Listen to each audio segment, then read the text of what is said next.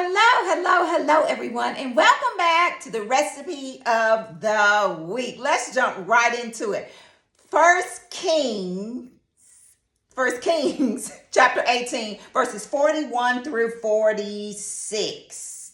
And the word of the Lord reads, Then Elijah said to Ahab, Go get something to eat and drink, for I hear a mighty rainstorm coming. Press pause. This is the prophet of the Lord. The prophet of the Lord speaking to Ahab saying, hey, there's something coming.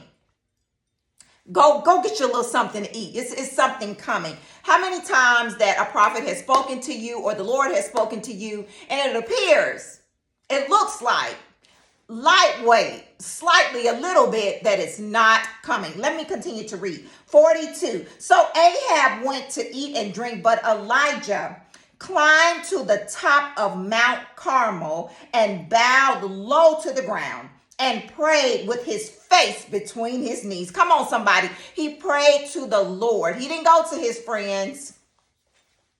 He didn't go to his family. He got on his face and he prayed. Verse 43. Then he said to his servant, Go and look out toward the sea. Because remember back in 41, he said that he heard something. So he said to the servant, go and see. Go see. The servant went and looked, then returned to Elijah and said, I didn't see anything. Press pause.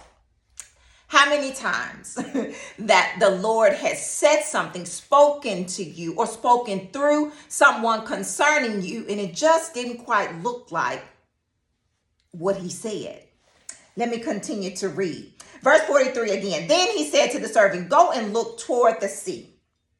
The servant went and looked, then returned to Elijah and said, I didn't see anything. 7 times Elijah told him to go back and look, Verse 44. Finally, somebody say finally. Because we are in our finally season. My God, I feel that. We are in our finally season. Finally, the 7th time. And 7 meaning completion.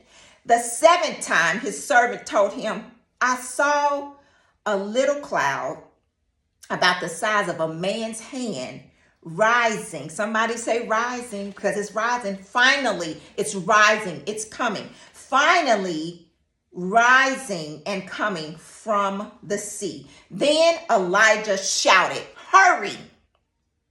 Get yourself together, y'all. Right here the word says, hurry to Ahab and tell him, climb into your chariot and go back home.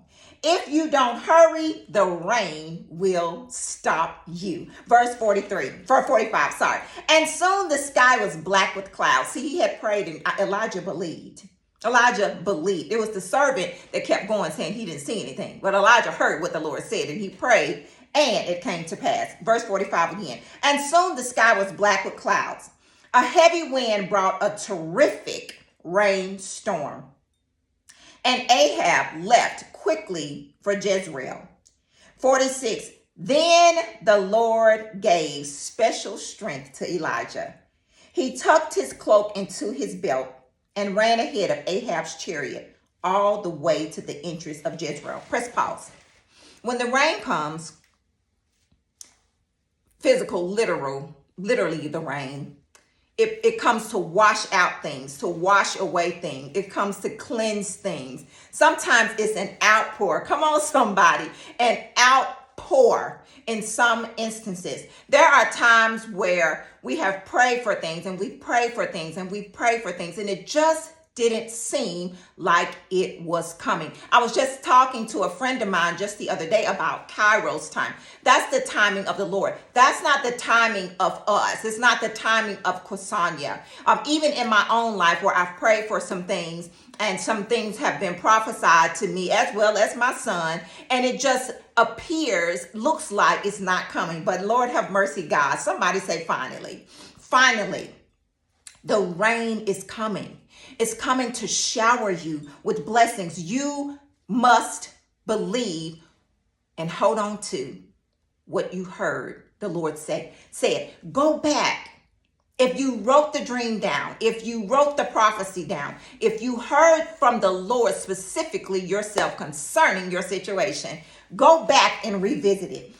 This weekend, I was on my way to Sam's Wholesale, and it looked to me like there was a barricade that I couldn't get through. Well, the person in front of me turned off because they thought that they couldn't get through.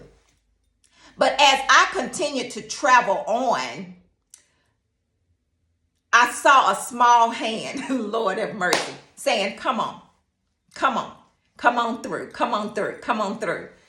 Because it appeared like it wasn't that I could get through that situation. That's what it looks like. Lord have mercy. It looked like, it appeared that I couldn't get through that situation. But I saw that hand, the man saying, come on through, because the cars in front of me made a detour. They went the other way because they thought they couldn't get through the barricade. Lord have mercy, God. The hand said, come on, come on, come on. And I went through. And I stopped when I got into the parking lot, and I wrote down what looks like a barricade is a way out, an alternate route. Take a second look. So let's go back to the word. Where Elijah prayed, he heard, he prayed, and he went to the servant and said, go out and look. Well, the servant went out each time, didn't see anything.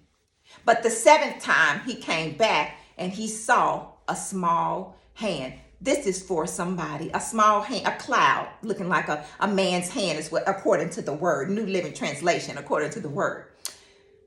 Go back and take a second look. God has not forgotten about you. He has not changed his mind. Somebody say finally, finally, finally, finally, it is coming. It's according to your faith. It's according to your faith. And it's Kairos timing. It is time.